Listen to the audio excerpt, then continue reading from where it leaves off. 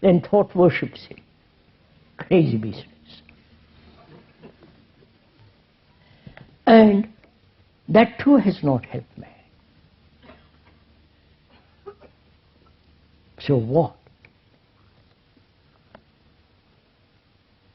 Please ask these questions yourself. What? We have looked to our leaders, we have looked to outside agency, some great influence, some pressure. None of these things have helped man. So what will you do?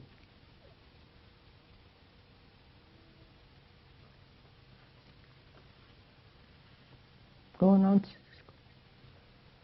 To go off into communes and little this and little that? Or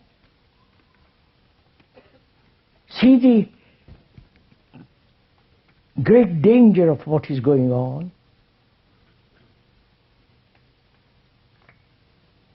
see the utter lack of love in all this,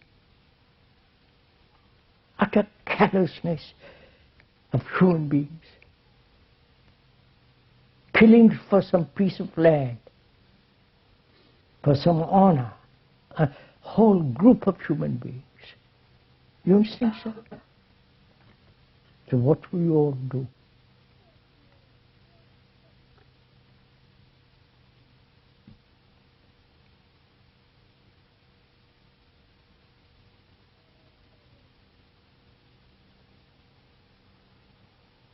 Go back to our daily routine,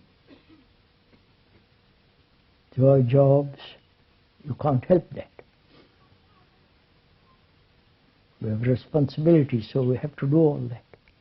So what shall we do apart from all that? Is it that our brains have become so utterly mechanical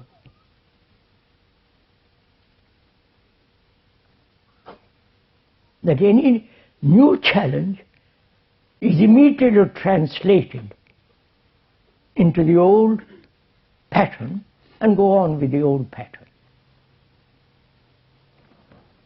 Please investigate all this.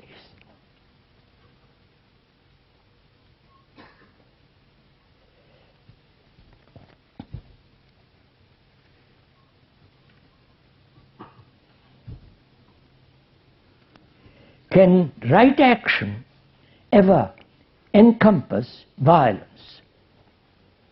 Can right action, quote, right action, ever encompass violence? Now we are probing into the question. What is right action?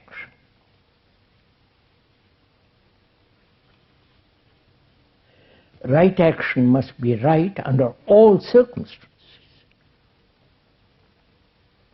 not depending on pressure, on climate,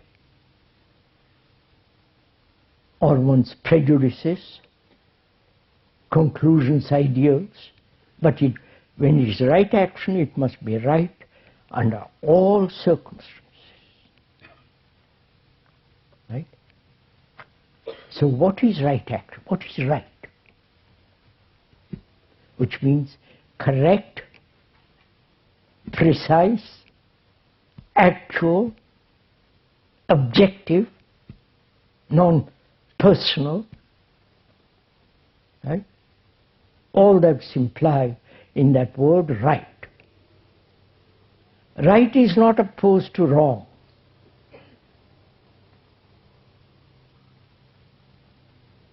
Right, if right is opposed to wrong, then the right has its roots also in the wrong. Right? And this needs a little bit inquiry. Is goodness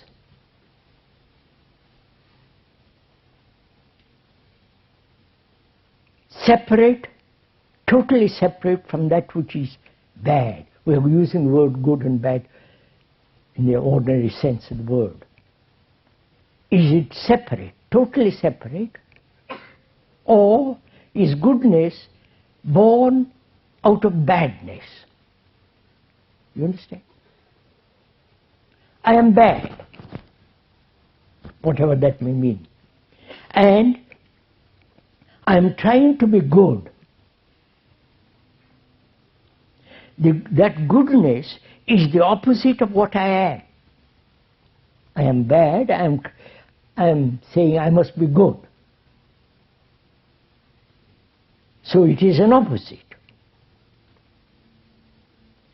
And the opposite is created by thought which says this bad is bad and I must be good. Right, you are following all this? So, is right the opposite of the wrong? If it is the opposite, there must be conflict between the two, and therefore the right is not right. Where there is a conflict between good and bad, that conflict is wrong. Therefore, we are asking, is right totally independent, totally divorced, has no relationship to the bad? Then it is right under all circumstances. But if it is the outcome of the bad,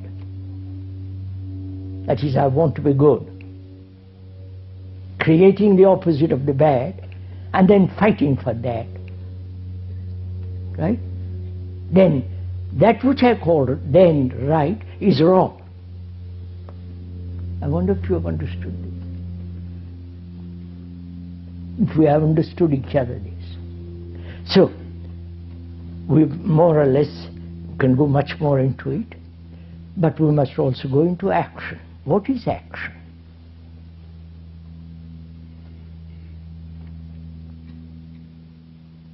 Any movement is action, right? Going from here to your house, sitting here, listening. Action, the doing. Not having done or will do. That means acting. Present participle. So acting. Now, what is that acting based? What is the root of that acting? The cause of that acting?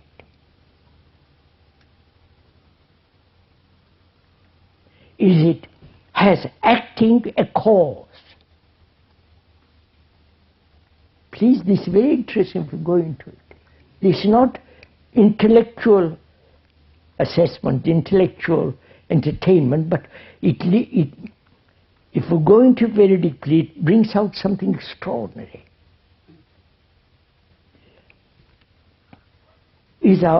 Our present action is based on past memories, or on a future principle. The idea, according to a pattern I'm going to live and act according to that pattern. That pattern is established by thought from what I have learned or imitated, and I copy that pattern and I call that action. Right? Which is, I am acting according to a principle which is rewarding, which will be pleasurable, and I act according to that. All the ideologists do this. All the theoreticians, whether the capitalist theoreticians or the totalitarian theoreticians,